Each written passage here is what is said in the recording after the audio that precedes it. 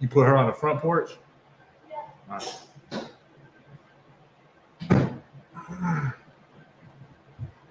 Hey, Shalom Yahweh, Hashem Yahushai, Baruch Thumb to the brothers, Shalom Yahweh, Shamar, Ilathub, Hashem Yahushai to the sisters, Aki. This is the ISUPK, started at 1 West 125th Street, Harlem, New York, under Commander Johnny Yohana. This is the ISUPK Las Vegas Tuesday Brotherhood class, and I'm Precinct Officer 500 Rock. You understand? Today's class, as the title says, it says, what does the Bible say of the commandments? This is a part 2 from last week's class.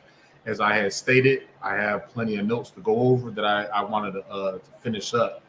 You understand? It's very important that we finish, that we all have an understanding of the importance of keeping the commandments. You understand? And of course, we're going to get that understanding, from the scriptures. You understand what I'm saying? So that's what our topic is going to be about. My objective with teaching this topic for today is for y'all to get that understanding of what the Bible does say of the commandments, and for y'all to understand the importance of the commandments in the Bible. You understand? Before we get into that topic,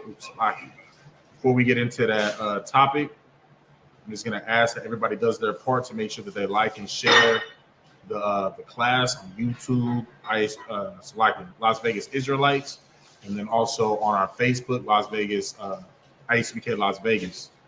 You understand? Make sure we all do our part to make sure that we spread this truth out to the four corners of the earth, right?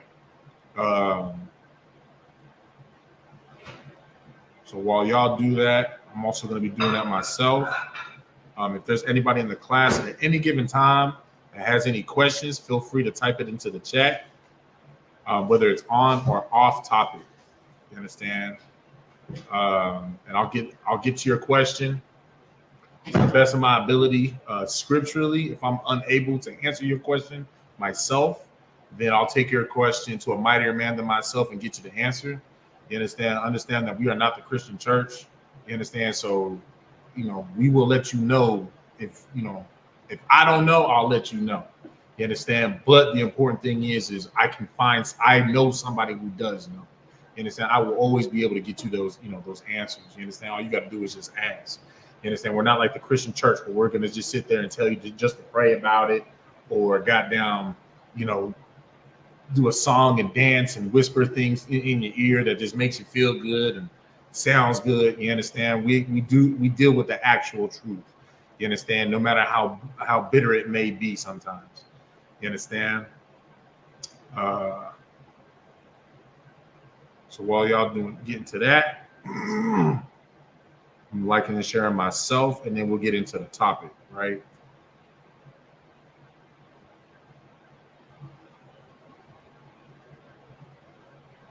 So.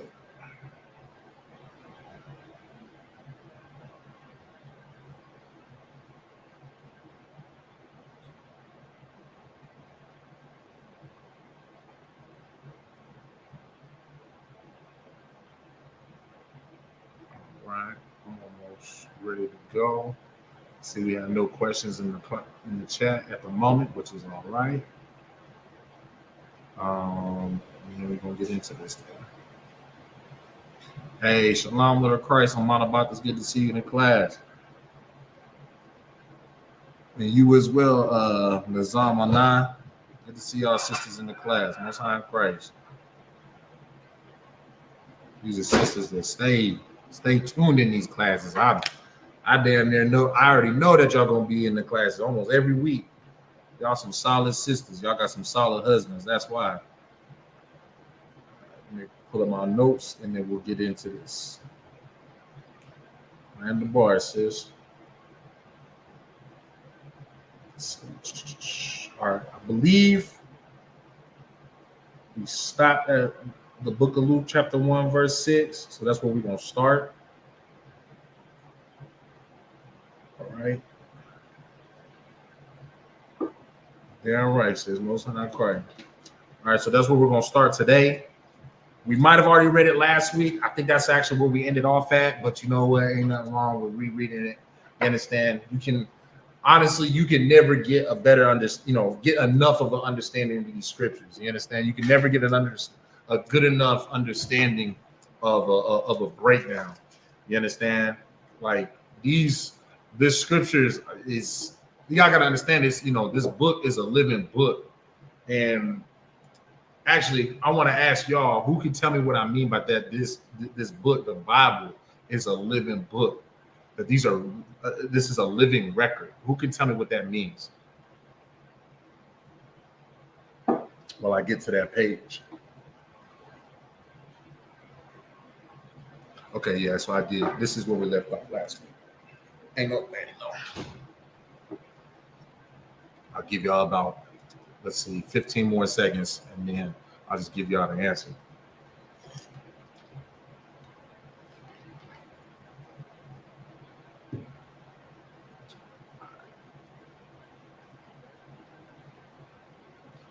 What I mean by this is a living book, that these records are alive, is the fact that this book always pertains to any time. You understand? Just like how it was the law was relevant to the time of Moses when he had actually written it for that time period. I mean, we go on what, thousands of years later, what, 2, 3, 4, 3,000 years later. You understand? Now we're in 2024. You know what I'm saying? And these scriptures still pertain to us today. So in other words, the law, this Bible, it never died. You understand? Whereas, you can basically say that, things like the what's that called? Even though it's not a religion, it's a philosophy, but like Confucianism, you know what I'm saying? Out there in China, that's what how they live before. That was the laws that they lived by, was Confucianism, right?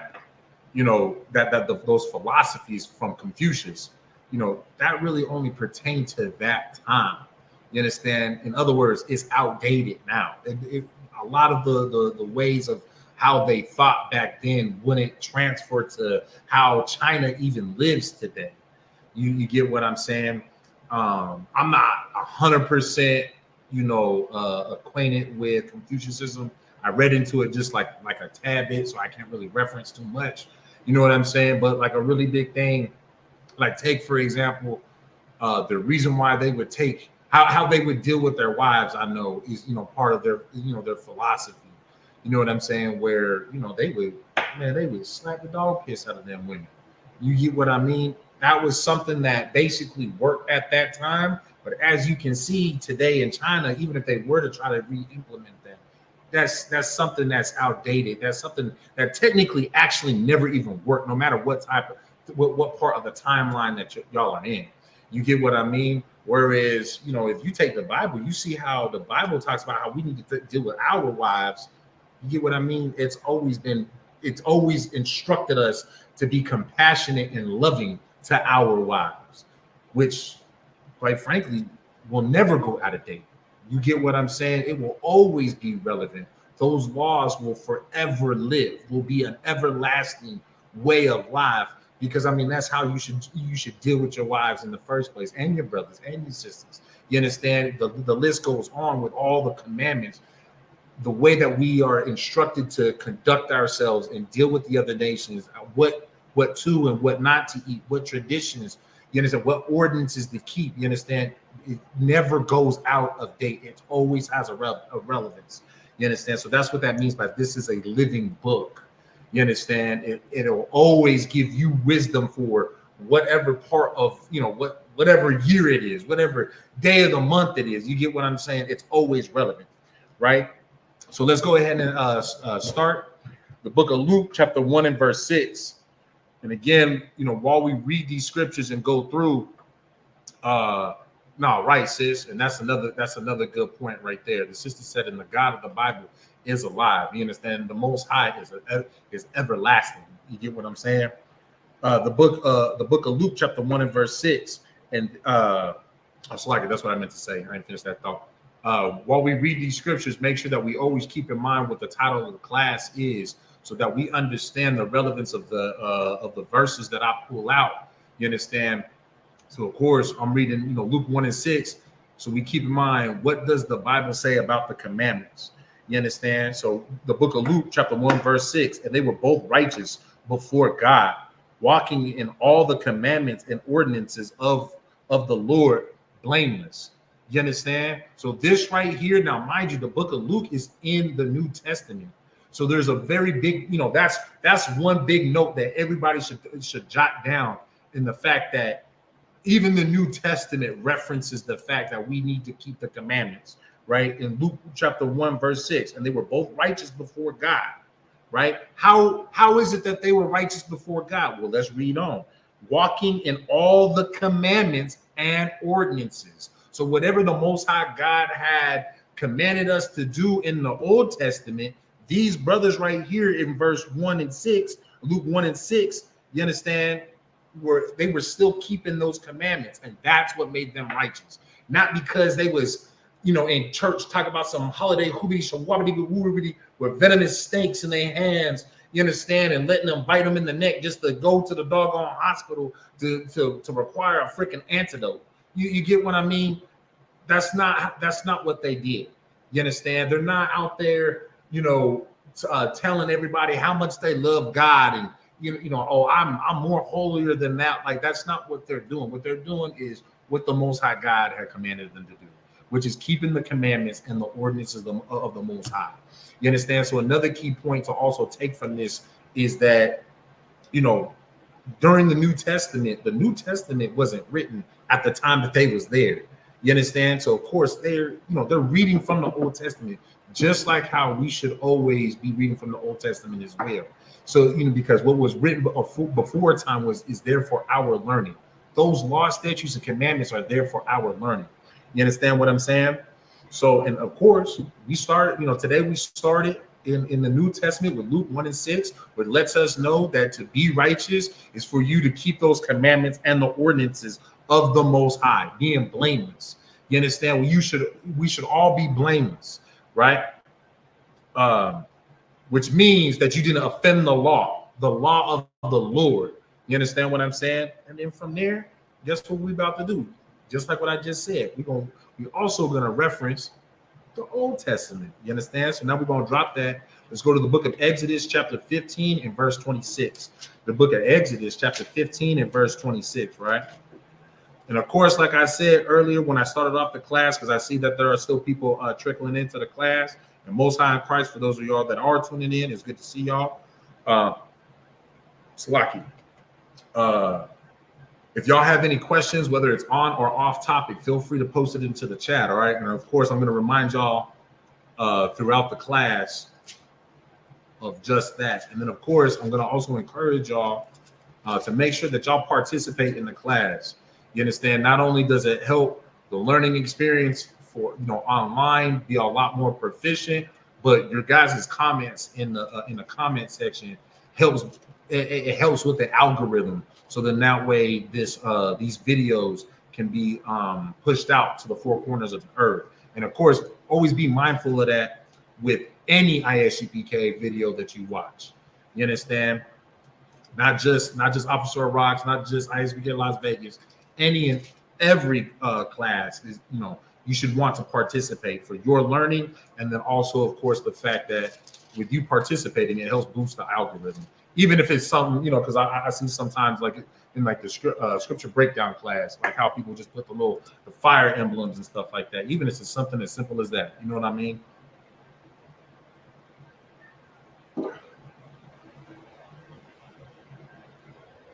Hey, Shalom, Lord of Christ. Super, it's good to see you in the classroom again.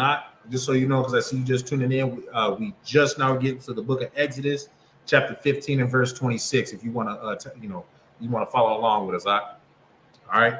So again, this is the book of Exodus, chapter 15 and verse 26, which reads, "And said, if thou wilt diligently hearken to the Lord," and said, "if thou wilt diligently hearken to the voice of the Lord thy God, and will do that which is right in his sight, and will give ear to his commandments, and keep all his statutes, I will put none of these diseases upon thee, which I have brought upon the Egyptians, for I am the Lord that healeth thee." You understand? So now let's break this down, right? What we just read. right? That was, a bit of a long verse right there, right? So again, it says, and said, if thou wilt diligently hearken to the voice of the Lord thy God, right? To diligently hearken, which means to listen diligently. Let's get the definition of diligently, so we can fully understand what we are really about. It's locking tongue time, man. I hate when that happens. So that we can fully understand what we are reading word for word. You understand? Which is so important when you are reading, especially a book that, we started off being raised up to interpret from, the eyes of our oppressor, whom of which taught us to, basically take everything literally. You understand? So with that, we got to wash all that away. You understand? We got to, do away with those, with, I like to call them Disney glasses. You understand? Do away with them Disney glasses so that we can put on our nigga shades and actually understand every word that we understand. Niggas, Slocky, hold on 1 second. Shemaiah. Hold on 1 second, y'all. So Slocky. Shemaiah.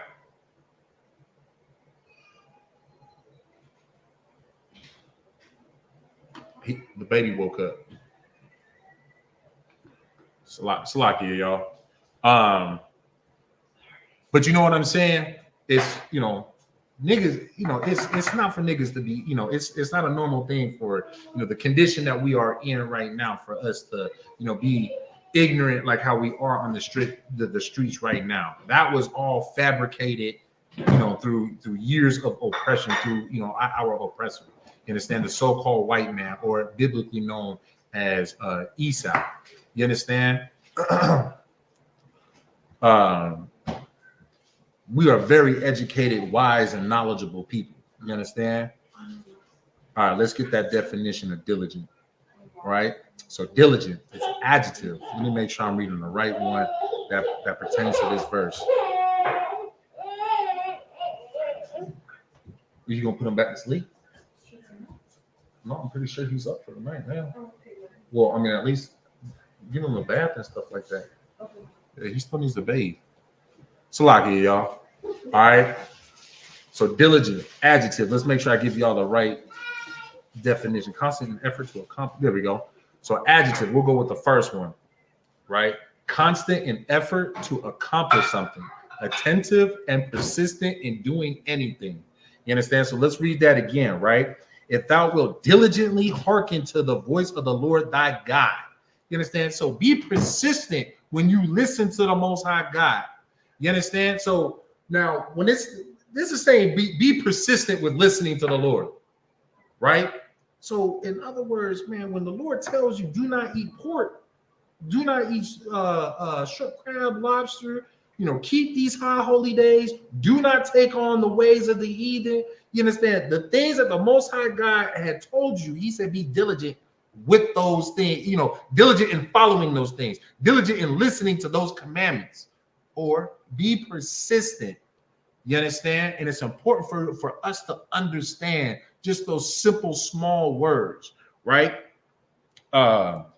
So if thou wilt diligently hearken to the voice of the Lord thy God and will do that which is right in his sight. What is right in his sight? What is right in the Most High's sight? You doing the Lord's, you doing as what the Most High God had obeyed us, had commanded you to do. You being obedient. You understand? That's simple, right?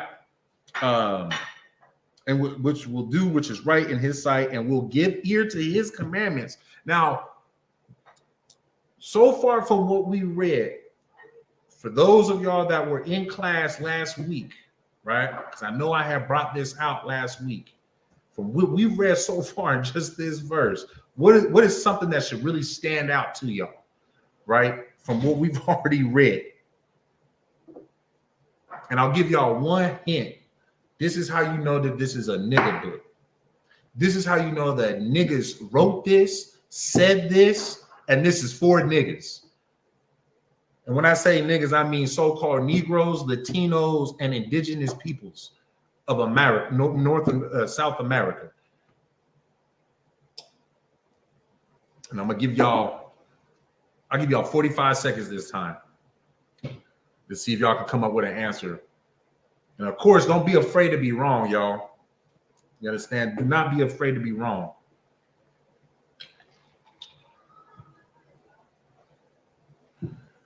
There was a quote I read. What was her name? I can't remember her name off of a Magic School Bus. And it was the best, probably the best and wisest thing that you can tell a student, right? Which was, don't be afraid to be mistakes. Don't be afraid to be mistakes. Don't be afraid to make a mistake. Just make sure that you find out why you made that mistake. You find out why you was wrong. You get what I'm saying? And the classroom is the best place to be wrong about anything and everything, right? Let's see. All right, we went over the set time that I gave y'all. All right. This is how y'all know, man, just in this one verse so far, and just a few lines, he's repeating himself.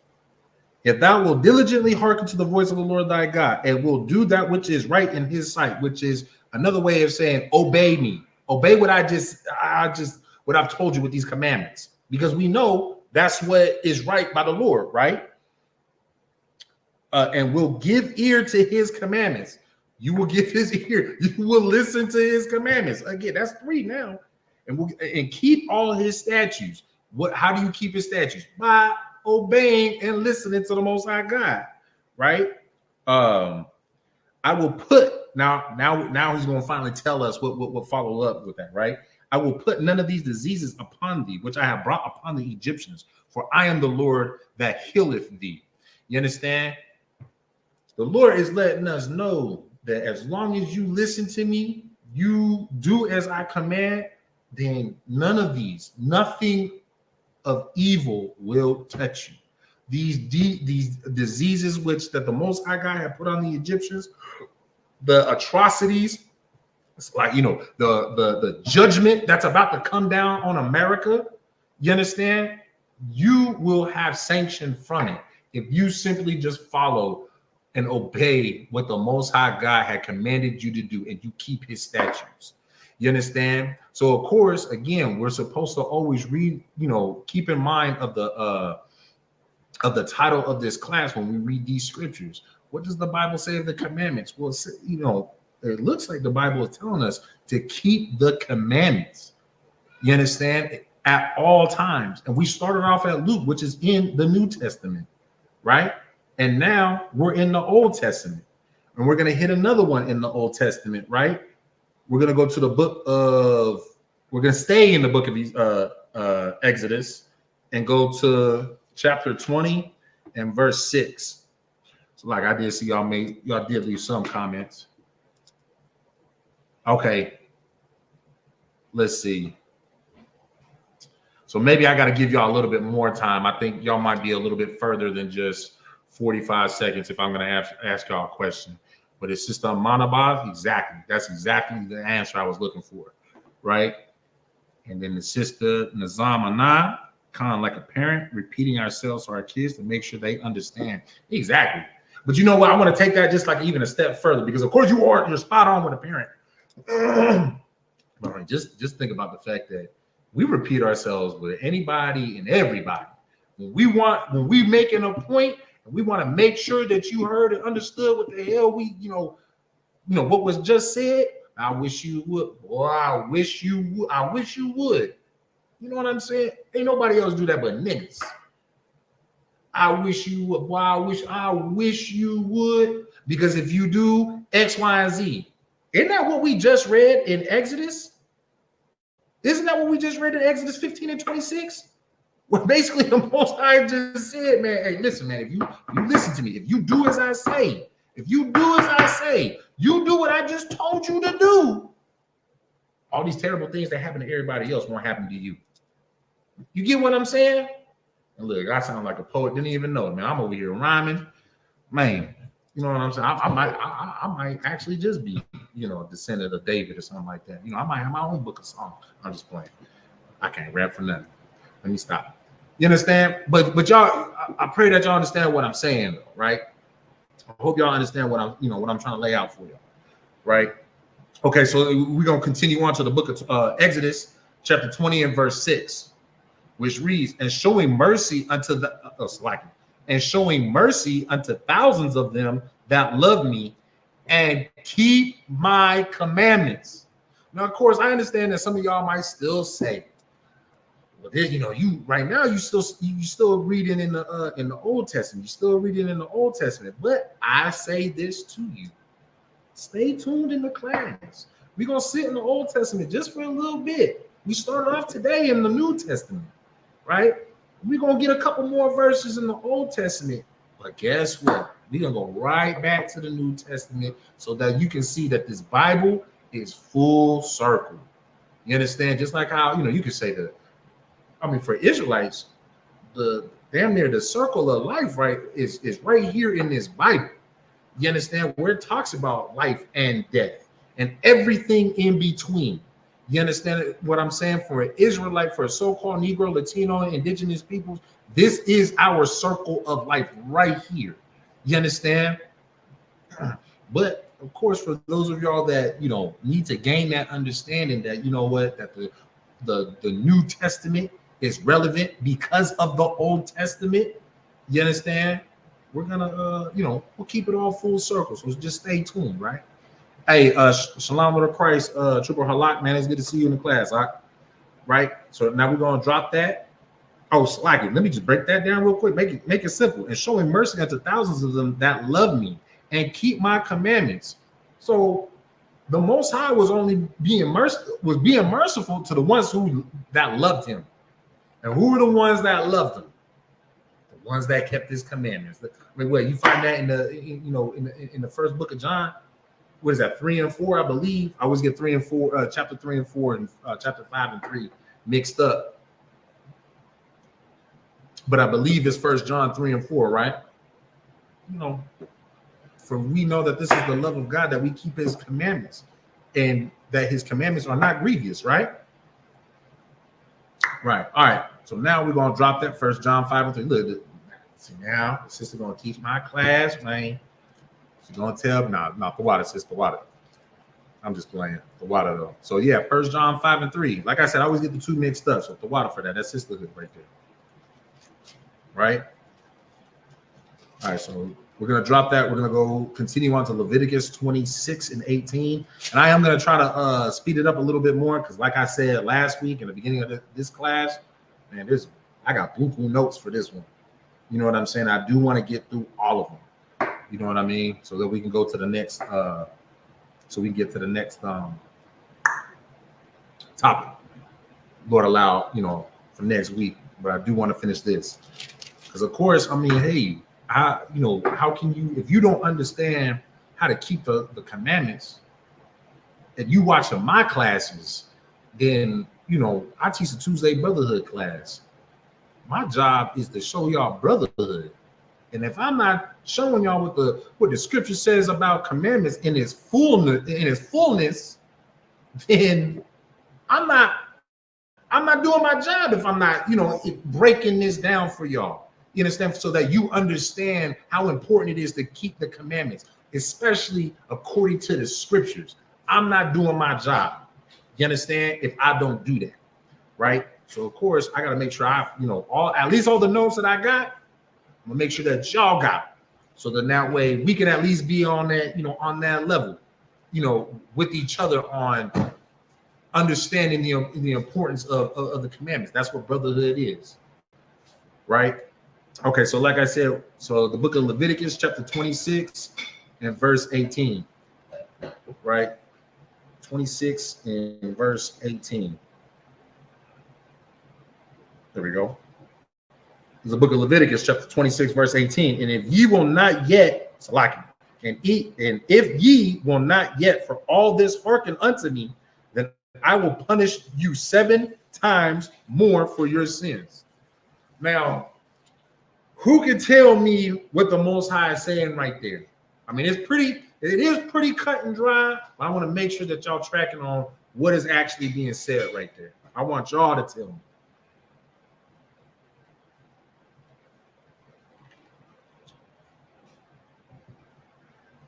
I see I got to give y'all a little bit more time because I know the delay. Huh? You can speak. Oh, no, what is that? Leviticus 20, chapter 26 and verse 18. Oh, okay.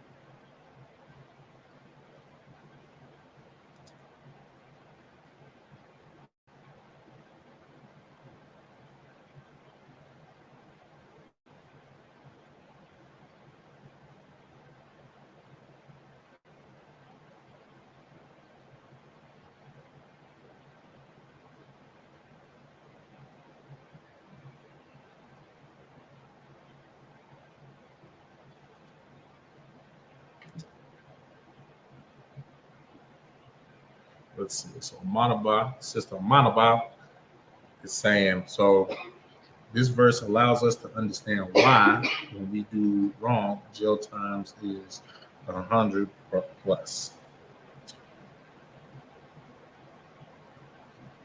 Yes. Okay. Yeah. I ain't gonna front. I had to reread that again. Yes, that's exactly right. You had your hand up? Okay. That's exactly right. Actually, let me post that up. All right. So, in other words, so now, mind you, as well, there's also something. The reason why I had to kind of think about your answer a little bit was only because there was something in particular that I wanted you to say. So, like, it's we'll say that's 3/4 correct. That one little, quarter as to, what was neglected. Do you think you know what the one thing that like should have stood out? No sweat. So mind you, let's read it again. And if you will not yet for all this hearken unto me, then I will punish you 7 times more for your sins. So to what the sister Manaba just said, this verse allows us to understand why when we do wrong, jail times is 100 plus. Or basically she's saying that anytime that we get caught up in whatever sinful ways, breaking the law that, offends the law of the land that also offends the Most High God, our punishment is always, 7 times worse than what, the Asian man goes through, or the African booty scratcher man goes through, or the cat dog eating Batman, goes through. You understand? These people, they might get a slap on the wrist. They might get just probation. And we've seen that, right? What was that white lady's name that just got probation? I think she had to kill her husband and her. No, it was like maybe within 6 months ago. I think she killed somebody and just got, I think, like 2 years probation. Like it was something ridiculous. I remember seeing, I can't remember. Point is, she got murdered. But you understand, if we so much as just, and we get caught up with fraud, you get maximum, what's it called for money? No. I'm saying the maximum fee. You get the maximum jail time. You get maximum everything. You understand? But what should stand out, that the only thing that the sister left out with that is that if you listen, if you had the opportunity that you heard. So in other words, if you knew better, but you still decided to do what you wanted to do, you still want to go, slang drugs. You still want to get on that stripper pole. You still wanted to be a whore. You still wanted to sleep with whores. Well, that's why you got AIDS. That's why you got shot up on the block. That's why you got shot up on the corner. You understand? That's why these terrible things happen. You understand? Is because you knew better and still decided to not do what?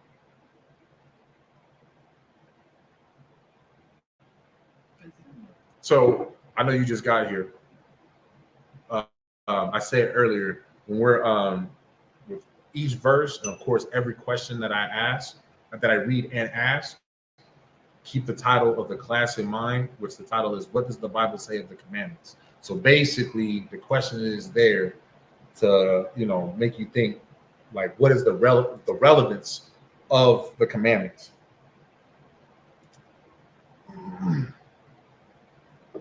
That makes sense?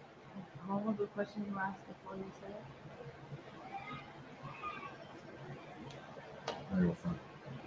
Forgot. That's all right, bro. Okay. That's all right. No sweat. All right. But, all right.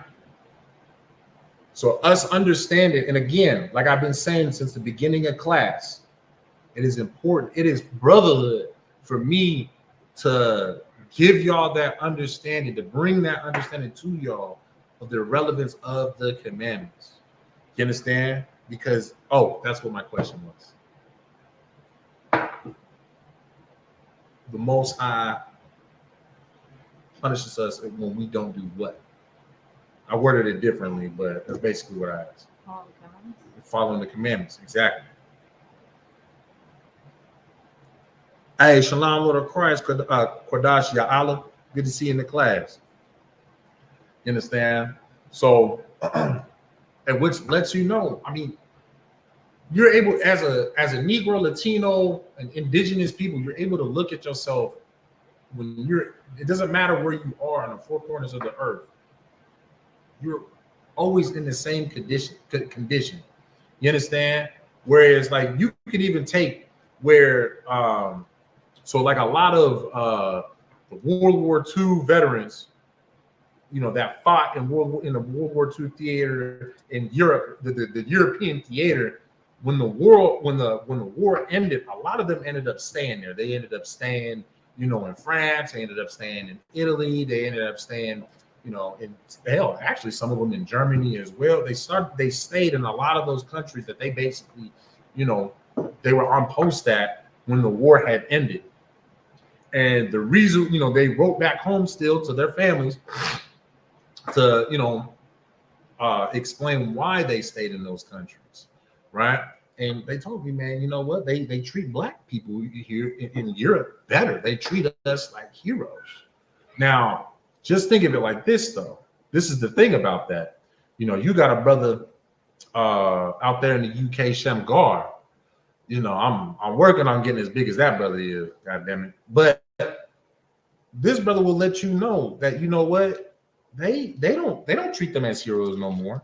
That lasted for a very short time where, those countries actually treated Blacks, Latinos, and indigenous people with the way that they should be treated, on a goddamn pedestal.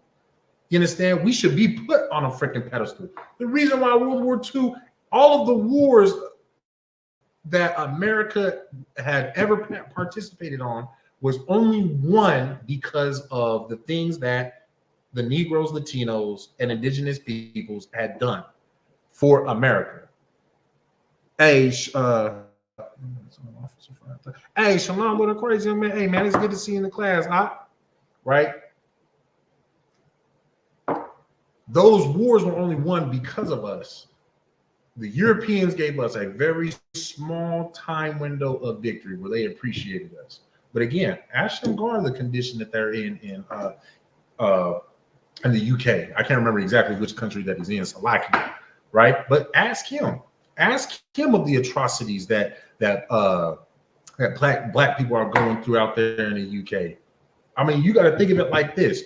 Anytime that you see an ISUPK school get raised up in another country, in an oppressor's country, actually, I'm going to ask y'all, what do you think that means?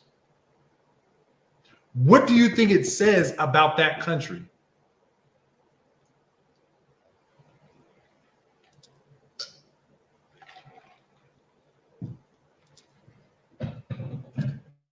Think about what we was just talking about, what I was just talking about with the example of bringing up World War II. But now there's in those countries of which, hey, they revered the Black man, the Latino man, and the Native American man in those countries at the time that the war had ended. But now we fast forward to 2024, where, hey, you know what? That war didn't affect me personally. So now I'm going back to my spiritual roots. And this is how you know that, it's not as simple as, oh, if you raise these children up, you know, they'll love all people. It's actually a goddamn spirit, that it's a spirit on these people as to why they treat us the way that they treat us, right?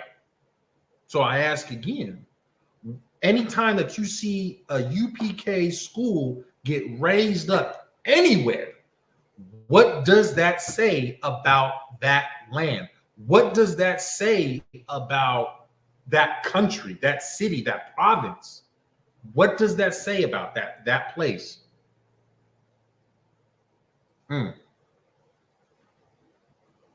I'll take that answer. I wanted something a little bit different, but Amanabat, I'll take that answer. So Amanabat says they are still oppressing the Most High's chosen people. Exactly. That spirit is still out there to hate the so-called black man. There was a time period where these goddamn devils was just thankful for the fact that we bailed them out from their own brothers. That we bailed them out. We fought them off. And so they was appreciative of that for a time period.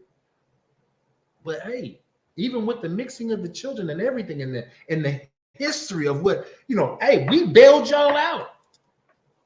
I mean, you really think that these European countries is any more different than America?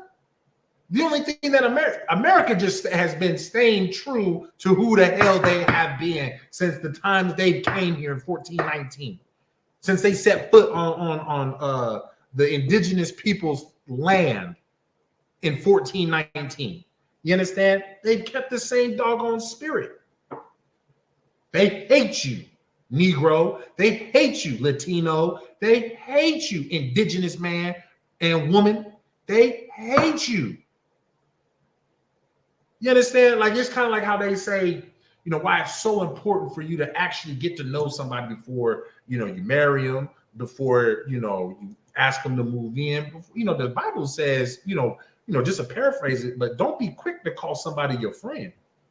Man, put him through the doggone furnace of adversity. See if that friend is actually your friend. You understand? Or see if it's just they have a little bit of gratitude for you know what? See if it's like this. See if it's like that white man that appreciates all the money that you bring in, but as soon as you stop bringing in that money from all your singing and dancing and, you know, playing sports and being the strongest and the fastest and most agile person on the earth, as soon as that stops, you think he's still smiling in your face? You think he's still taking photos, you know, putting his arm around you and taking photos? You think he's still doing that? Hell, you are no longer relevant. You are no longer needed. You was never needed. You are no longer wanted in his eyes. You understand? Even though he wasn't gonna make that money himself, because you know the oppressor ain't got no goddamn money or athleticism. Ain't nobody looks to the white man and say, man, I can't wait to go to a white concert. Ain't nobody. Who do you really know that go to rock concerts? Who do you know that goes to goddamn, you know, the country songs and stuff, you know, the country concerts and stuff like that? Ain't nobody selling out like Jay-Z does. Ain't nobody selling out like Nas. Ain't nobody selling out like Biggie was, like Kevin Hart and Cat Williams. Nobody is selling out tickets like black entertainers, like black athletes. I mean, hell. The only, like, in my opinion, the only reason why that the NHL was really growing out in Las Vegas is not because we got the Las Vegas Golden Knights. It's because we had like 2 or 3 brothers on the team. Which, for those of y'all that don't know, hockey was actually invented by the Native Americans. For those of y'all that didn't know that, you know, it's actually not a white sport. It's just a white dominated sport. You know, it was they kept once the Native Americans had invented it, they basically took it for themselves and kept us from playing ourselves. You get what I'm saying? But let's see. You goddamn right, sis. The white man is the Bible, is the devil that the Bible speaks of. That's right. That's why we need to separate and let white people handle their own damn business. But you know what? They're not even gonna let that happen because they try to let that happen. Black Wall Street. You know what I'm saying? Black Wall Street. That was during the time. Black Wall Street was during the time of what is it called? The Great Depression. The white man's economy was plummeting. It was going to shit. But you know who wasn't having a hard time? You know who wasn't greatly depressed? The black man. And of course, how did the white man respond? With the very first aerial terrorist attack on American. Actually, no, I think that's the first terrorist attack period on American soil, if I remember correctly. But aerial for sure. That was the first aerial terrorist attack that happened on American soil, because the so-called white man got in helicopters and were dropping hand grenades on Black Wall Street. Only because it wasn't because we whistled at some white woman. It wasn't because we was being disrespectful to some white man. It was simply the simplicity of, I'm prospering and you're not. That's it. So although, sis, you are right, until that's not able to happen, until, like really happen, until Yahushua returns. You get what I'm saying? But you are 100% right. We do need to separate and just let them do their own thing. We all need to get into that mindset, right? And the sister said, and we are the salt of the earth. You goddamn right, we the salt of the earth. And so let's read that one more again from the top, and then we'll move on. Right? And if you will not yet for all this hearken unto me, then I will punish you 7 times more for your sins. You understand? So in other words, man, you got to keep the commandments. You look at how we are being oppressed today. It explains why we're in this condition as a so-called Negro, Latino, and indigenous man and woman. It explains why you're in this condition today. It's because you're not following the law, statutes, and commandments. But you know what? This is also how you know that the Lord, the Most High God, has mercy on you. It's the fact that you see these classes, these ISUPK classes, and you are given an opportunity to turn yourself around, to turn your life around, to actually learn how to serve the Most High God. If that's not mercy, then what the hell is that? If that's not love, then what the hell is that? You understand? There's no other way to explain that. The fact that you were given the opportunity to learn about your true identity from the Most High God. Because think about it like this, real quick, and I'll stop with the sidebar and we'll move on. But think of it like this. There are nations of people that the Most High God, for one, had commanded the Israelites to go and exterminate. And then not only that, but rather recently, within the last, we'll say 500 years, the white man has exterminated nations of people. You know that there's no more native Tasmanian, people of Tasmania, because the white man killed them all off. The true indigenous people of Australia were almost killed off as well. They almost were killed off. And I believe like their population is like stupid small, because they were almost killed out by the so-called white man. You understand? But you know who was preserved? The 12 tribes of Israel, the Israelites, and our records. You understand? The so-called Negroes, Latinos, and Native Americans. You understand what the tactics that the so-called white man was conducting to overtake our land, to enslave us, to strip us of our identity. The only thing that was left for them to take from us is our seed and bloodline. Officially the seed and bloodline. I'm not saying like what the fake Jew is doing, the Jewish man is doing, where they stole our identity and say that their seed is the chosen one. No, I mean, literally basically be one of those nations of people that was completely killed off, like the flood of Noah's flood, or how the so-called white man had killed off them people of Tasmania. You understand? No, we were preserved. We were lost. Didn't know who the hell we was. We tried to identify with everybody else, but we were preserved. And look, we found ourselves in this book. You understand? And that's very important for us to know and understand that is mercy. That is love from the Most High God. You understand? All right, so we're going to drop that, go to the book of Deuteronomy in chapter 6 and verse 25, right? The book of Deuteronomy, chapter 6 and verse 25. All right. Man, I need to get some freaking glasses. Yeah. All right, this is the book of Deuteronomy, chapter 6, verse 25. And it shall be our righteousness if we observe to do all these commandments before the Lord our God, as he hath commanded us.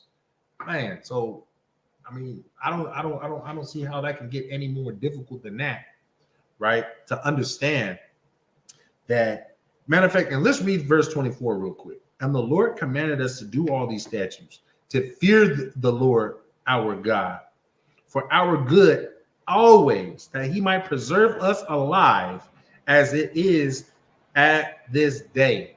You understand?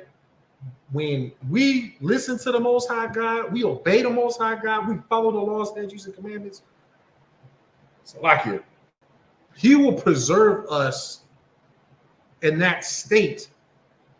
That day that it's referencing in verse 24 is when we are, the Lord is with us, so that we may prosper, so that we will be above all other nations. You understand? Well, all the other nations will be at our feet, will be at our mercy, instead of the other way around, how we are at their mercy. You understand what I'm saying? What we got to do is follow the law, statutes, and commandments. And verse 25 reads, and it shall be our righteousness. You following the law, statutes, and commandments, that is your righteousness. Do not believe. Who was that African booty scratcher?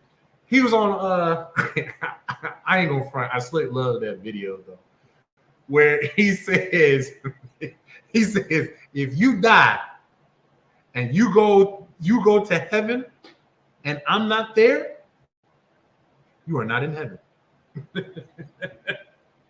You understand? Do not believe them goofy ass people who say nonsense like that. Because mind you, he a Christian. He an African Christian. And he trying to tell, he trying to sell you that Christian heaven, right? That when you die, you're gonna go to some other place away from earth. But we know in the ISUPK that heaven and hell coexist here on earth. Your place of judgment, whether it is a judgment of good deeds or a judgment of evil deeds, will all be carried out here on earth. You understand? Your right, Salakia, that's how, that's what we know in the ISUPK. And these Christians, especially the pastors, try to tell you that their righteousness is, if I confess, what do they say? You confess that Christ is your Lord and Savior, and that you are covered in the blood of Jesus. What else do they say? As long as you say that you love Jesus and accept him with an open heart, now you are born again and you are righteous and God is with you. This, that, and the other. This is a direct cut to all these Christian churches. You understand? Verse 25 lets you know that you following the law, statutes, and commandments, this shall be your righteousness. You are only righteous if you are following the law, statutes, and commandments that the Most High God had commanded you to obey. You understand? Sister says, like you, sir, it's funny how I used to say that as a kid, not knowing it was the truth. African boots. You know what? My cousin, he used to say that. He used to call me African booty scratcher. He was he's an Israelite. He Mexican, so-called Mexican. So, that's what he used to say to me. We go back and forth calling each other bywords, please. We back and forth calling each other bywords, we were 8, 9, 10 years old. Yeah, we was bad. We had a bad mouth. One bad kids, though. We had a bad mouth. That's funny. But we would call each other bywords, and that's what he used to call me, African booty scratcher. That's where I got it from. I ain't gonna front. But you understand, you're only righteous if you follow the law, statutes, and commandments. There's no other way. There is no other way around it. You understand? The Lord does not deal with loopholes. You understand? The Lord is going to deal with you straight up. Of course, he's going to be merciful and have compassion. Of course, he knows what brought you into that situation. Whoop-de-whoop. Being compassionate. That's why a lot of people are still alive today, because the Lord has compassion on, you went through this. I'm going to give you a little bit extra time than I did that other brother to knock whatever it is that you need to knock, right? Whatever sin that you need to rid yourself of. That's that love and compassion. That's that compassion. But for you to actually be righteous is you following those laws, statutes, and commandments, right? The sister said, and Christians always say they are saved, but the Most High says we must endure until the end of our salvation. No, exactly, sis. That's a heavy point. Manabas says, and Christians say that they are saved, but the Most High says we must endure until the end to have salvation. But you know what? The end that they're talking about is just the end of the end of their Christian sermon. You know what I mean? That's it. Because we all know that as soon as Christians is done doing a 2, 3, 4, 5 hour sermon, I know some of them be buku long. As soon as they get out, they're going right back to smoking weed, going right back to sleeping with somebody, another man's wife, stepping outside of the marriage that you have with your husband. You get what I mean? Going right back to the stripper pole.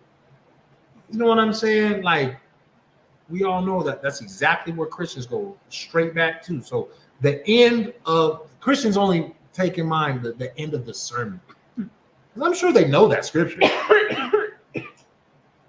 The end of that sermon. That's it. You know what I'm saying?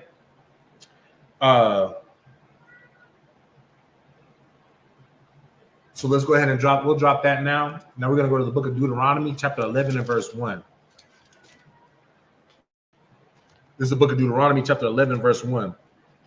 Therefore, thou shalt love the Lord thy God and keep his charge and his statutes and his judgments and his commandments. Always. Always. Not just sometimes, not just when it's relevant. Oh, wait, but here's the kicker. We're in the New Testament now. We're in the new, we got the new covenant. You think that matters? You think that always has an expiration date? I mean, that's what I want to find out. That's what I want, is for somebody to show me in the Old Testament when the Most High is commanding us to do things, and he's using those words like always and, keep them forever, etc. I want somebody to show me where it shows you the expiration or how long always actually is or forever actually is. Because just because we're in the New Testament, why does that make a difference? Why is it now all of a sudden always is done? I don't understand that. I mean, just like what Yahushua said, just to paraphrase it, but just to paraphrase it, but Yahushua said that in no wise will this law pass, what does it say? That no dot, no diddle, tittle. Nothing is going to change at all until heaven and earth pass. There, that's my paraphrasing. God damn it, it's a lot because I can't remember exactly what it said. But You understand? That's what Christ said. And as far as I know, it's been the same heaven. There's still the same people who sits in that high seat of heaven here on earth. And earth is still here. Earth has not passed. Heaven has not passed, and earth has not passed. So it sounds like, according to Yahushua, he didn't do away with the law. The law is still very relevant. Even 2,24 years later, after his death, mind you, after his death.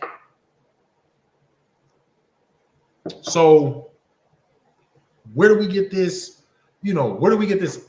little expiration date, as if the law is a loaf of bread that has a stamp that says, best used until the New Testament comes out, best used until Christ has passed, best used until Drake comes out with a song that convinces you that, life is, you need to live life YOLO. Where does it say that in the scriptures? Where do we get that expiration? You understand? Because of course, just to paraphrase it, but according to in the book of Timothy, it says, "Prove all things and hold which is good." Well, what is one thing that we know is good? The law, the Most High, His word. So why don't we just keep His word and keep the law and follow after the Most High, like Yahushua told us to be ye perfect, like our Father in heaven? Now Christians don't know what the hell to say here. That's damn near trying to ask same as trying to ask a flat earther to explain that goddamn northern lights that just happened, right? But anyways, moving on. This is the book of Deuteronomy, chapter 11 and verse 1. Again, therefore thou shalt love the Lord thy God and keep his charge and his statutes and his judgments and his commandments always.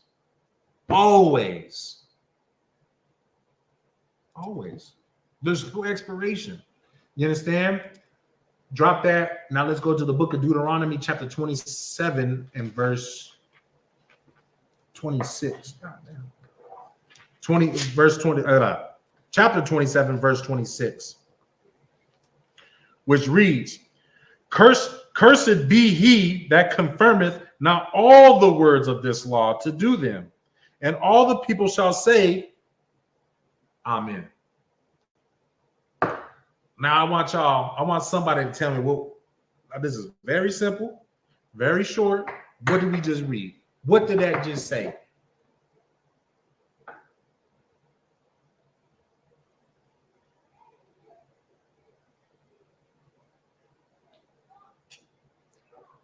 Who can put it in their own words, what we just read? Cursed be he that confirmeth not all the words of this law to do them. And all the people shall say, Amen. Good. Well, this is talking about like Christians, right? Like the Christian pastors and stuff like that, or We'll just go with yeah. You can say Christian pastors.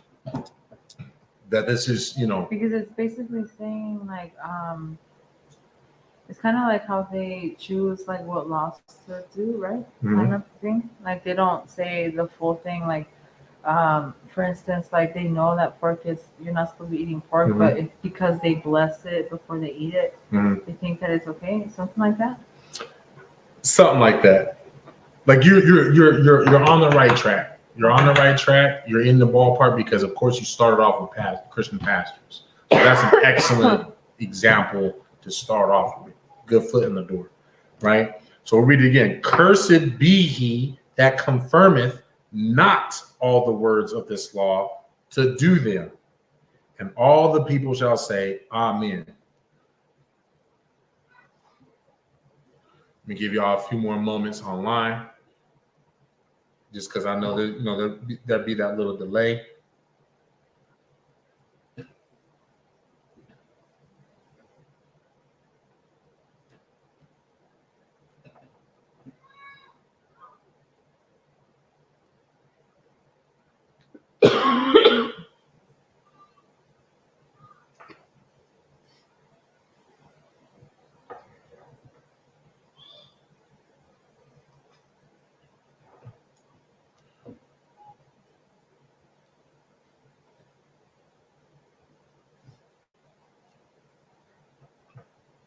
right. Just for time's sake, I'll give you an answer now. So, like what you were just saying, you know, oh, here we go. For everyone that teaches contrary to Scripture, the Most High has a great punishment for him. Right. So, like what you said, where it's not necessarily like the pastor telling you you can pray over the swine and then now it's good to eat. It's basically the pastor who's not teaching you the entire law, where he's telling you that the law is done and over with, but pay your tithes. But what is tithes? It's a commandment. It's the law for you to pay tithes, 10% of your increase. Pay up, right? So those people will be cursed. Those people will be cursed. Now, when their curse happens, it's up to the Most High. You understand? I mean, we see TD Jakes getting exposed. I think it's very funny how fast, you know, people started getting silent with the whole P. Diddy and TD Jakes. Because it's like people are still focused on P.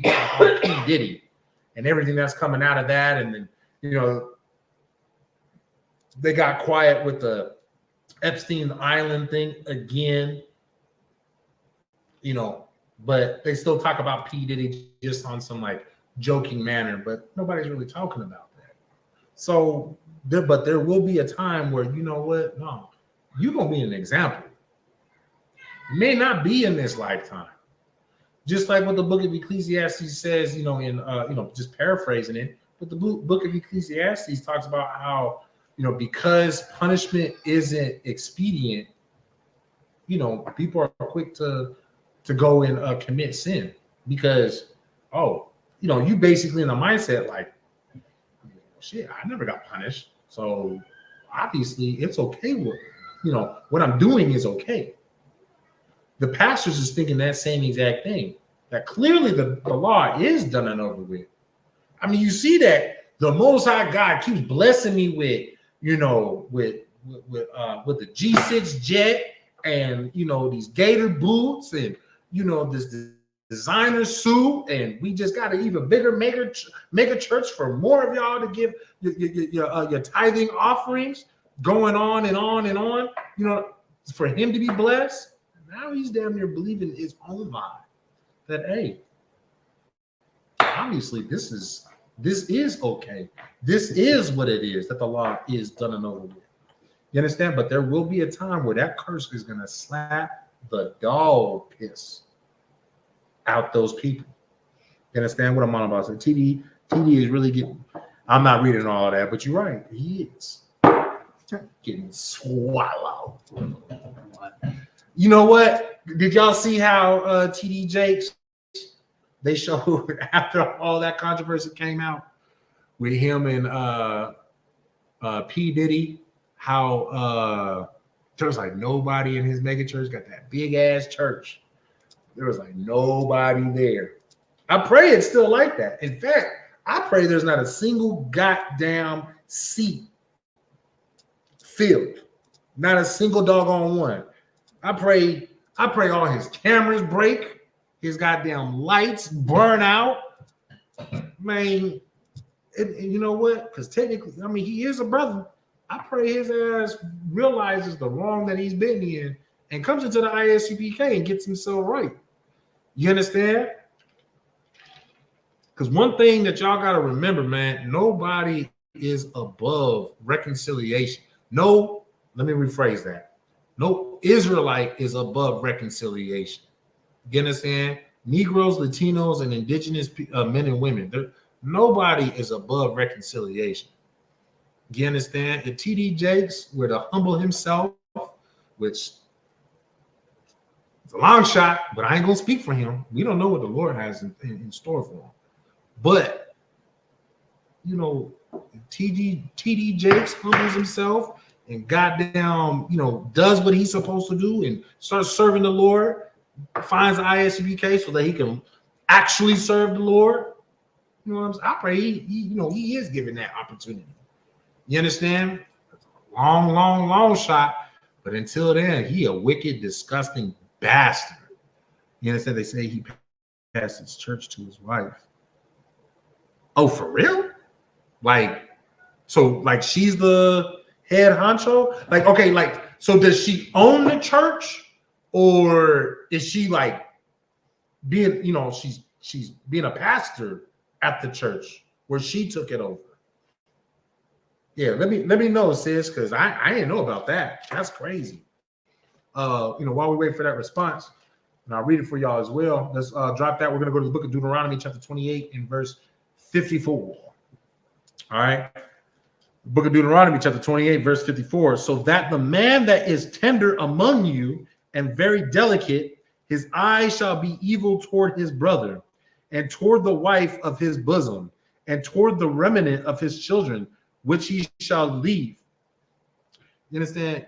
Y'all see that? So first and foremost, when you read the book of 28, Deuteronomy, chapter 28, 15 through 68, these are the curses that are going to come down on us, so-called Negroes, Latinos, and Native Americans, where, when we're not following the law, statutes, commandments, which is brought out in, verses 1 through 15, where it talks about, you do listen to these commandments, this is what you're going to get. But then if you don't listen to these commandments, verse 54 is part of that list of what is going to be afflicted upon you for not following the law, statutes, and commandments.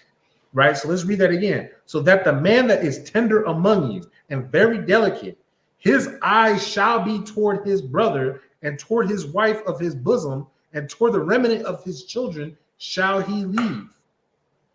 You understand? Y'all see how evil we are to our own people, whether it's our brother, our wife, or even our own kids. You understand? Man, if you just read your doggone book, the book, Black, Latino, and Native American man or woman, you'll have an understanding of all the things that you are going through, that you just like, damn, why am I going through this? It don't even make sense. I can't even catch a break. Would you boo? Man, come into the ISUPK, buy you a Bible with an apocrypha, get you a notebook and a pen or a pencil, and sit in these classes, and you will understand the reason why you've been going through what you've been going through, and why it's been generational, and why your way, your mama's way, your grandma's way never worked to bring your family out of that condition. You understand? In the ISUPK, we will get you right. We will teach you how to break that. You understand? We will teach you how to, he'll end up with a man. I'm talking to the sisters right now. I'll teach you how to end up with a man that is not going to be bitter to his own brother, that is not going to be bitter to his wife, that is not going to be bitter towards his children. You understand?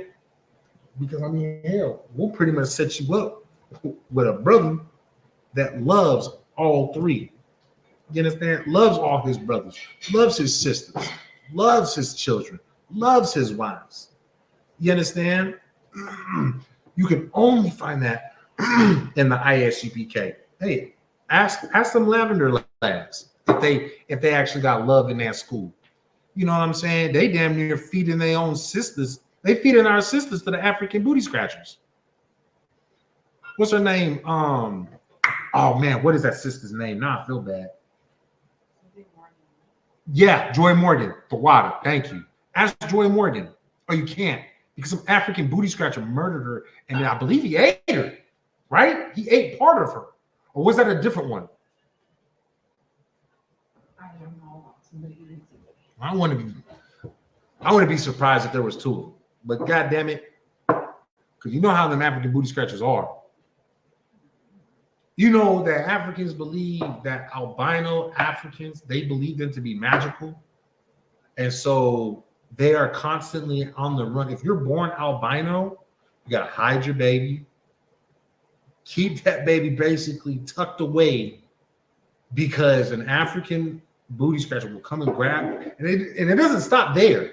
Even as an adult, they will go kidnap you, kill you, and then, you know, they believe that the bone, everything all the way down to the bones, have magical, super magical properties.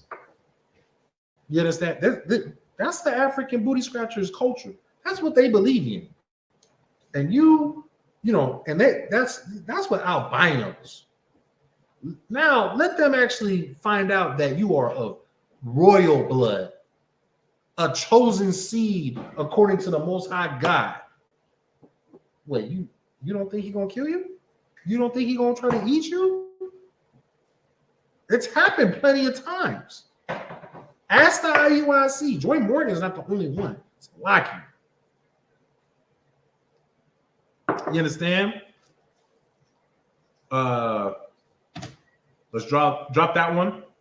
We're gonna move on. Salakia. Just remember that from this verse, man, hey, that's why the ISUPK is so doggone important. You understand? Because you get, while we're reading these the consequences of you not listening to the Most High God, and you know, you black man, black woman, Latino man and woman, Native American man and woman, time and time again, you just hurting for things to turn around, tired of the condition that you are in, want things to be better, not even just for yourself, but your people as a whole. There is something that is missing. And the fact of the matter is your culture, your identity was stripped from you. You understand? And you don't know to follow these laws, statutes, and commandments. You don't know the importance. You don't understand the importance of the entire Bible, the entirety of the Bible. You understand? That's why Commander General Yohana and the priests and prophets of the Lord underneath him that he had ordained, you understand, in the ISUPK are so important for you to hearken unto, so that you can hearken to, because when you listen to us, you listen to the Most High God. Because the only thing that we're doing is teaching the word of God. This isn't, nothing that I've said is, you know, is coming from me. You understand? When I'm telling y'all about the relevance of the commandments, you get what I'm saying? I'm just reading what the Bible says, and then I'm breaking it down for you so that y'all can understand it in today's terms. That's all I'm doing. That's it. But other than that, these are the Lord's words. These are the Lord's commandments, not a rocks. You understand? I pray that you do. I really do. Salaki, sir, he passed the church to his daughter and his son. Okay, so now again, I pose the same question then. So is the daughter and son-in-law, are they like the pastors? Because I know there was a couple of Christian churches out here out there in Las Vegas where you know, they did like a husband and wife type of, you know, like I'll pastor this time, you pastor that time type thing. Oh, that's also, they're the pastors now. So what, like TD Jakes is just basically reaping off of their benefits type ordeal? That's crazy. That's crazy. It's like, all right, let's move on though. The book of Psalms chapter 78 and verse 5. Let's go to the book of Psalms chapter 78 verse 5. TD has stepped down. That's crazy. But you know what that also means though? He was over at yeah, exactly. He was over there getting swallowed up. He was over with P. Diddy getting swallowed in that purple dress that he was wearing. Man, I bet you IOIC sent that in the mail. They gifted that to him. Right. All right. So this is the book of Psalms, chapter 78 and verse 5. For he established a testimony in Jacob and appointed a law in Israel, which he commanded our fathers, that they should make them known to their children. Verse 6, that the generation to come might know them, even the children which should be born, who should arise and declare them to their children. Man, we got to keep going. Verse 7, that they might set their hope in God and not forget the works of God, but keep his commandments. It's always crazy. Like, I always find this funny, right? A lot of people, like Christians, I've noticed, like I don't have too much experience personally with like the Christian church. You know, for those of y'all that actually know me, you know what I'm saying? Like, you know this to be true. I've spoken on it numerous times. But for those of y'all that I ain't too familiar with me, you know what I'm saying? Like, I grew up, my mother's side, they they were Mormons, right? So, and I only got like a small taste of like Mormonism type ordeal. Of course, you know, my daddy raised me, you know, like, mind you, my mother's side was always like big on like they was trying to baptize me like ASAP. Like, they was trying to baptize me the moment my dad gave the green light, right? But he was really big on like, no, I want him to grow into a man. Once he's 18, then he can make the decision for himself, but not as a child. Like, that is not allowed. And I'm very, very thankful for that. And so, you know, basically he raised me to like, you know, to research this type of stuff. You know what I'm saying? And might as well just a, you know, quick little how do you say what is the word that I want to use? I want to say sneak peek, but not sneak peek. Just so y'all know, we actually in the works of exposing the Mormon Church, where I'm, you know, myself and Officer 1000 Shalimon, we're about to put together a whole lecture.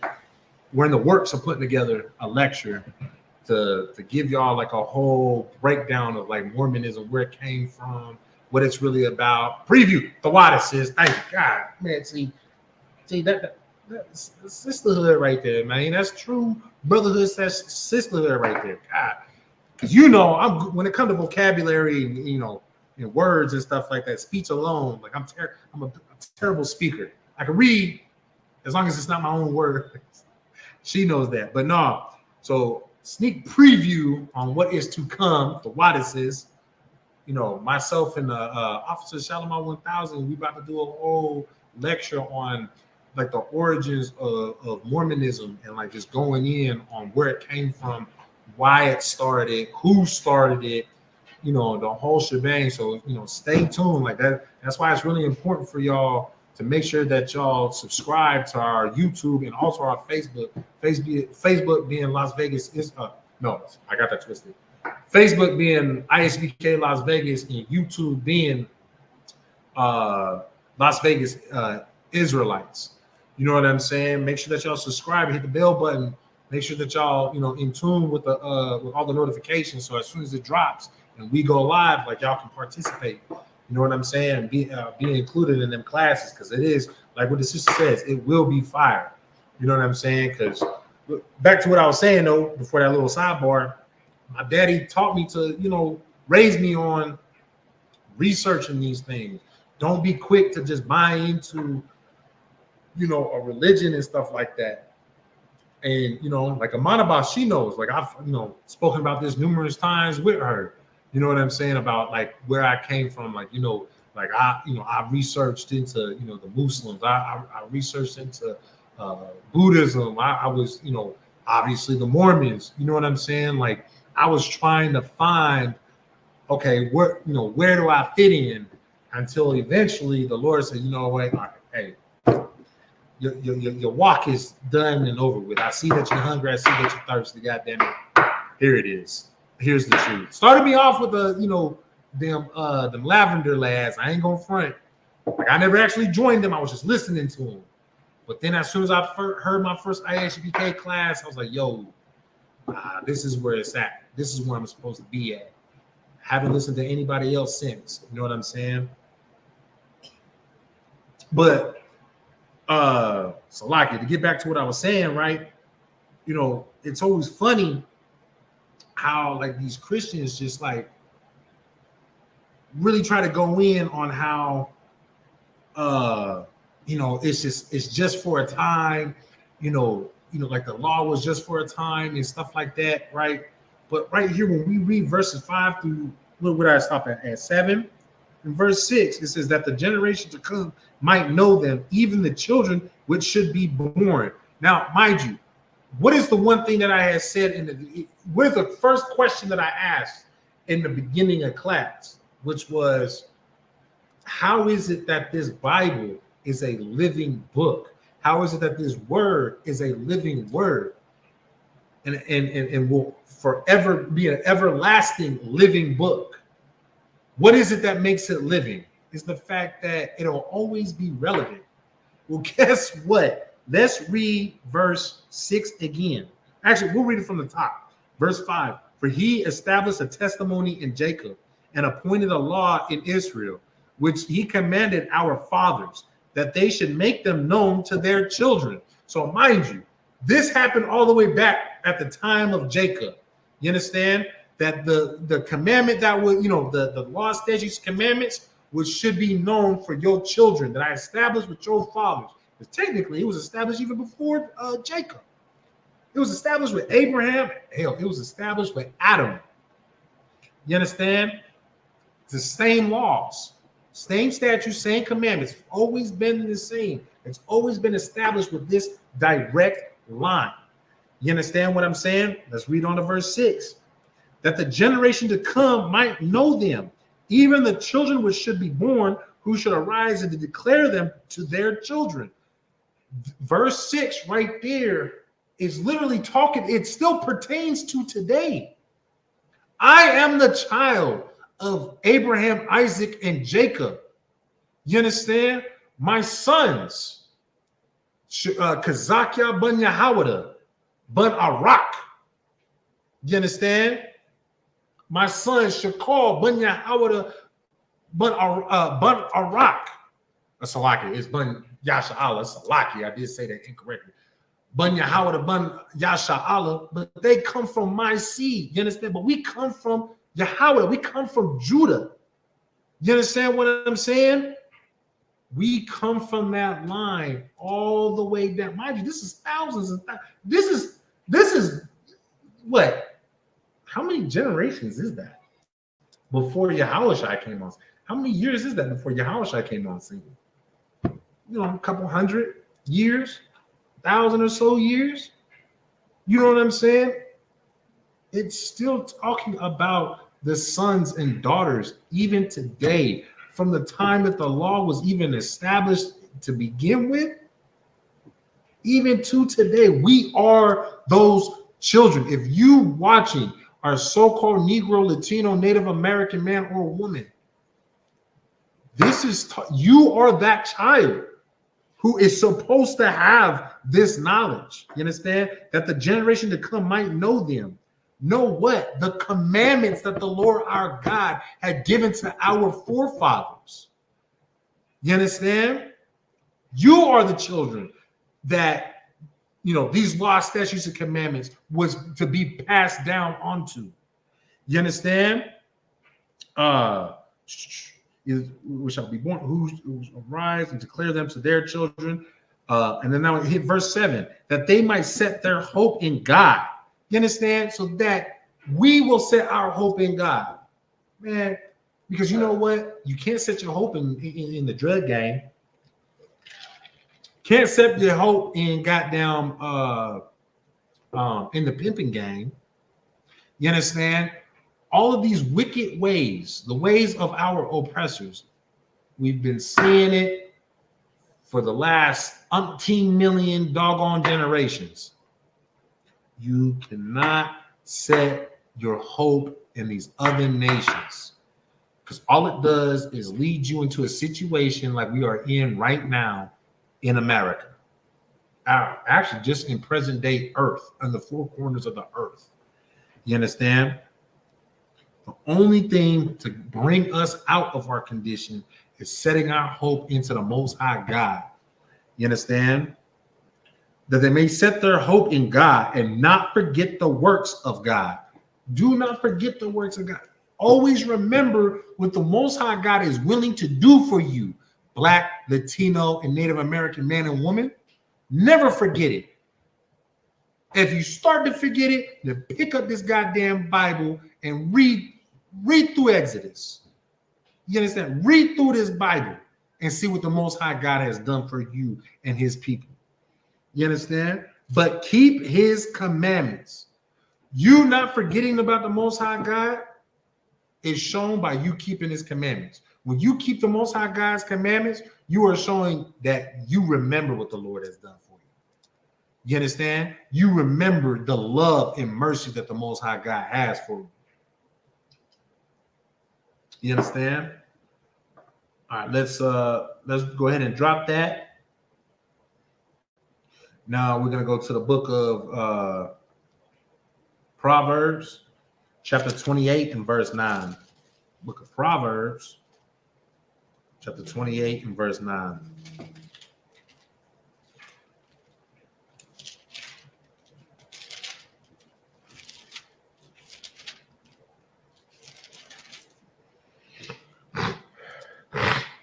It's like it. All right, this is the book of Proverbs, chapter 28 and verse 9. He that turneth away his ear from hearing the law, even his share, that's like it, even his prayer shall be abomination. You understand? So in other words, if you refuse to listen to what the law is, if you refuse to listen and follow the law, statutes, and commandments, when you try to pray to the Most High God, it'll be an abomination. In other words, it's saying it is something equal to a man. It's something similar, if not equal to, a man laying with another man. How the Most High God views two men laying together as if those men were laying with womankind. Or even, because I mean, hell, women, y'all don't get no pass. You understand? This ain't, this is America, but we are not to have that spirit of Rome and Babylon. You understand? Same thing with you women. If two women were to lay down with each other, as if they was laying with men. You understand? So in other words, that LGBTQ, LMNOP, 1, 2, 3, you understand? If you are living that alternative lifestyle, you are an abomination. You understand? And if you turn your ear to the law, and then, let's just say, for example, you are in that LMNOP community, that alternative lifestyle community, and then you just have it in you to pray as a woman, can I get a wife? Lord, please bless me with a wife. Or a man praying for another man. Bless me with a good man. You understand? The Lord, you think the Lord is gonna bless you with, it's an abomination. You understand how it all equates to each other? Because I mean, hell, if you're not listening to the Lord, if you are turning your ear away from the law, the things that you want and desire are not going to be aligned with the Most High God in the first place. Go ahead and start them a bath. All right. Yeah, that's fine. That's fine. I didn't know. But you understand? Yeah, that's fine. And you can just leave them right there. We'll put them on this side though. But that's fine. But you understand, the Lord, the Most High God is going, you're naturally, you're going to be wanting and desiring things that you shouldn't be wanting and desiring in the first place. You understand? Because you live your life dictated by the lust of your flesh. So the things that you want is dictated by the lust of your flesh. So when you want something, the only reason why you want money, you want more money, you want more better finances, is because you want to feed into some lust. You understand? The only reason why you want somebody to leave you alone with this is because they probably afflicting your soul, your spirit, because you're doing something that they recognize you doing wrong. Like, take for example, you could say, you know, you might have one of them alternative lifestyle kids who sit there and pray that the Lord lead, you know, when you tell my bully to leave me alone, because, you know, because of the way I am. Man, listen, you need that doggone bully. You need a doggone bully, because you know what the Lord will do to you is a whole lot worse than what that bully is making fun of you for. God damn it. Because the Lord said that is an abomination, just like that prayer. I pray, like, God, I pray y'all understand what I'm saying, right? All right, let's move on, because I want to try to get some more out the way. So let's go ahead and drop that, the book of Isaiah, chapter 8 and verse 20. Book of Isaiah, chapter 8 and verse 20, right? Which reads, to the law and, oops, there's going to hit a button. This is the book of Isaiah, chapter 8 and verse 20. To the law and to the testimony. If they speak not according to this word, it is because there is no light in them.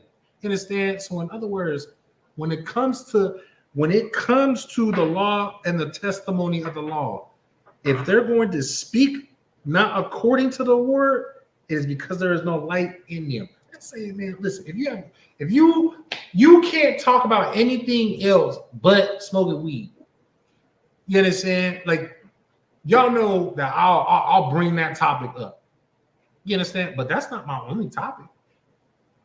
You get what I mean?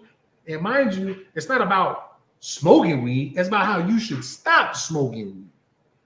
You get what I'm saying? When somebody is not able to talk about how they, you know, how you need to change yourself, basically coming back to the laws, statutes, and commandments, there's no light in them. There's nothing. And now, what is that light, though?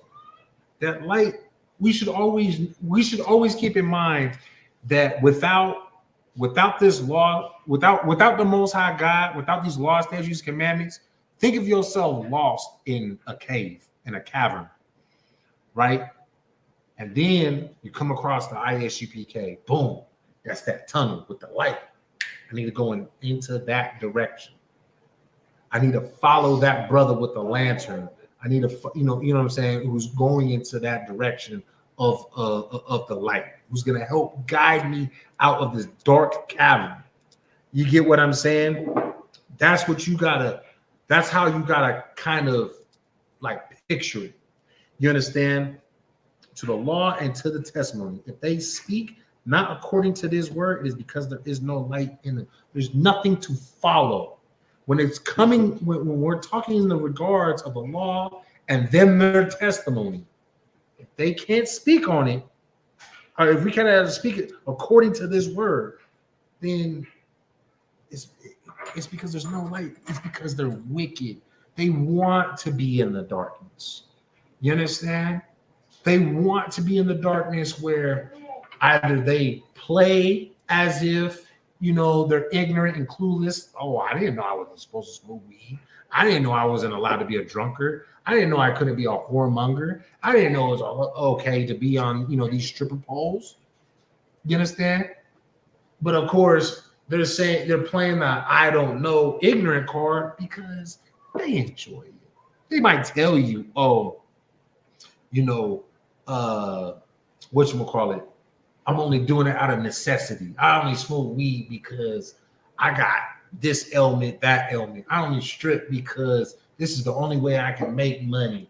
I only, you know, I'm a whoremonger because this is the, you know, because of this atrocity that happened in my life. You know what I'm saying? It's excuses. You understand what I'm saying? It's nothing but excuses. Because at the end of the day, they want to stay in that dark. Because of course, if they're saying, if they really mean what they said, that, okay, I'm only stripping because, you know, this is the only thing that I know, you know, this is the only thing I know I can do. Would you woo? Well, hey, little mama, I got an opportunity for you where you can keep your clothes on, You can, you know what I'm saying? You don't have to do any type of, atrocious acts. You understand? You can turn your life around. You know that if she really means it, which is crazy to even say this because it is 2024, whatever. If he or she really means it, man, they gonna stop. You get what I'm saying? They're gonna get themselves right. They're gonna get themselves right off that stripper pole. They're gonna get themselves right off of those drugs that they actually just addicted to. And yes, you can be addicted to marijuana. You understand? That is a dependency. Or it's like you can create a dependency.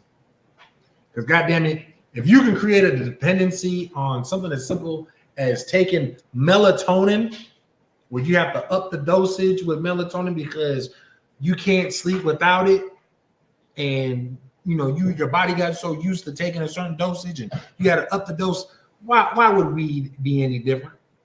You get what I'm saying? And melatonin is something that your body produces naturally, and I feel like that's something that is so overlooked by everybody.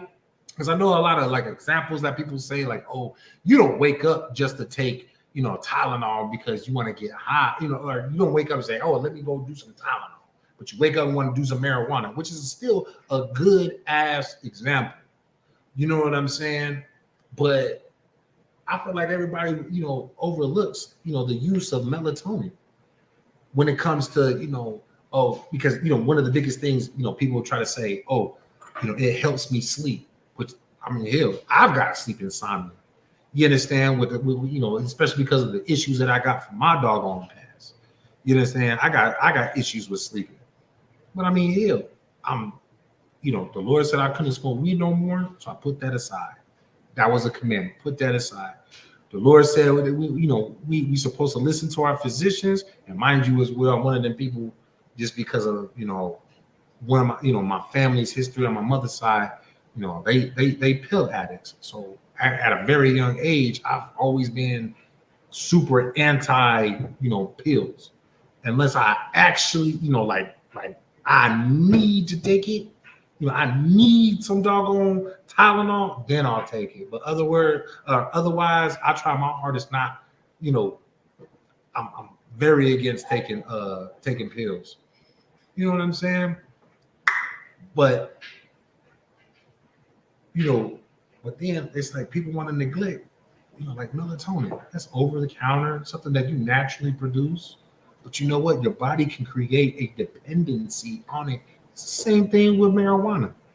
And mind you, melatonin, your body produces it. The argument that people try to make with marijuana is, oh, God put it on, put it on the earth for us.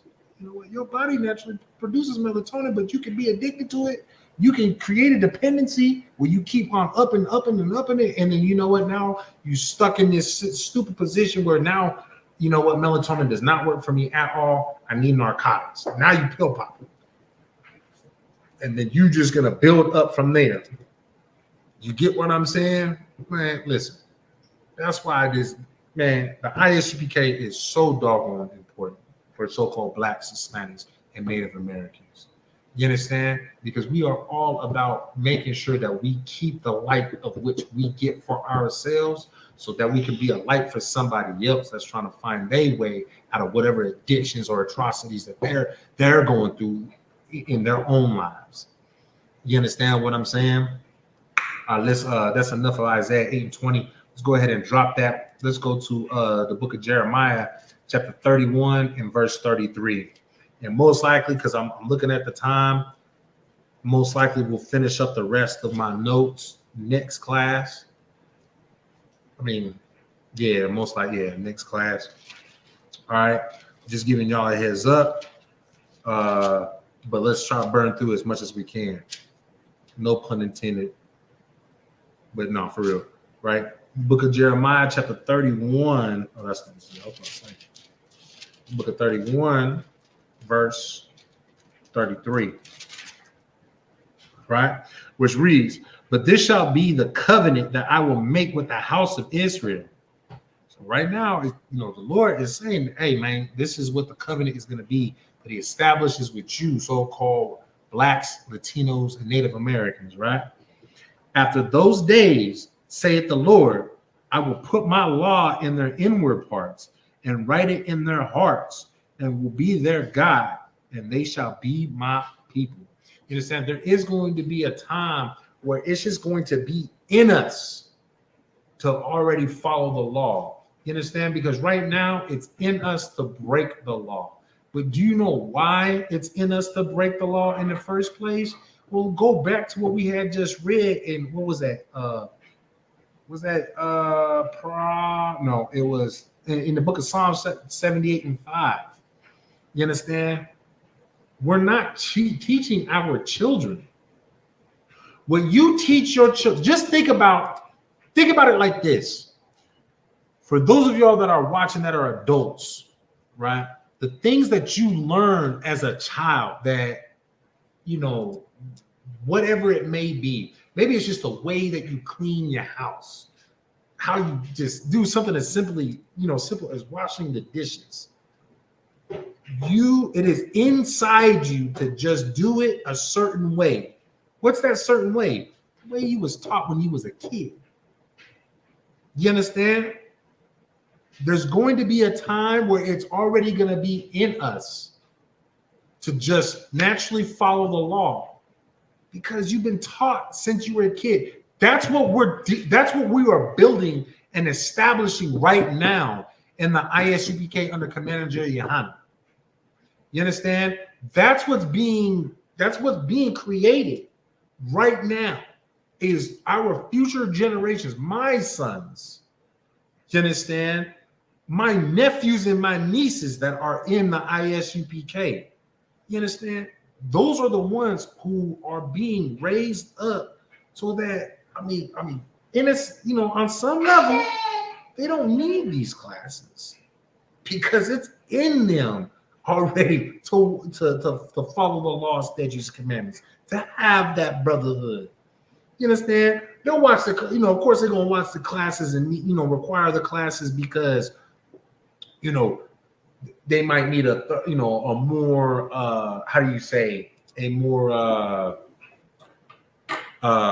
what's the word? I don't know why I want to say intuitive breakdown, a more thorough breakdown of a scripture. You understand? But a more, they need a little bit more of a general breakdown of the scripture. Hold on, Salaki, 1 second, y'all.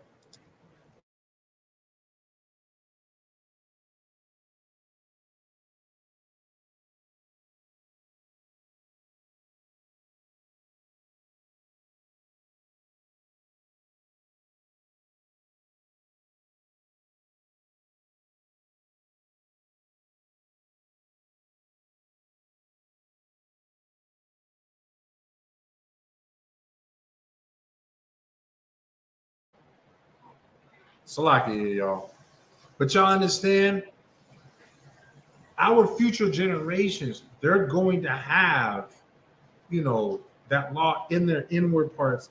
Let me make sure I read it exact again. Salaki. Jeremiah 31 and 33. But this shall be the covenant that I will make with thee, with the house of Israel after those days, saith the Lord. I will put my law in their inward parts and write in their hearts, and will be their God, and they shall be my people. It will be second nature for my sons, my nieces and nephews that are in the ISUPK. And hell, would allow my daughter as well. You know what I'm saying? Where all of our children, it's just in us, or in them, to follow law, statutes, and commandments, because this is what they are raised on. You understand? Just like it's just in you to clean a certain way, to have your house a certain way, to have, you know what I'm saying? That's what you was raised up on. So it's just in you to have that, right? All right, let's drop that. Let's go to the book of Hosea, chapter 4 and verse 6.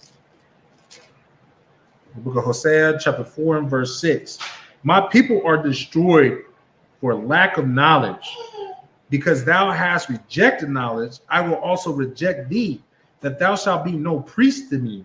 Seeing thou hast forgotten the law of thy God, I will also forget thy children. You understand? Obviously, right here, the lack of knowledge that the Most High God is talking about, he's not talking about us not knowing math. You understand? Even though that we are the greatest people in school, period. As long as, man, if we just show the hell up to school, go to school and take school seriously, Blacks, Latinos, and Native Americans, we the greatest at anything that we do.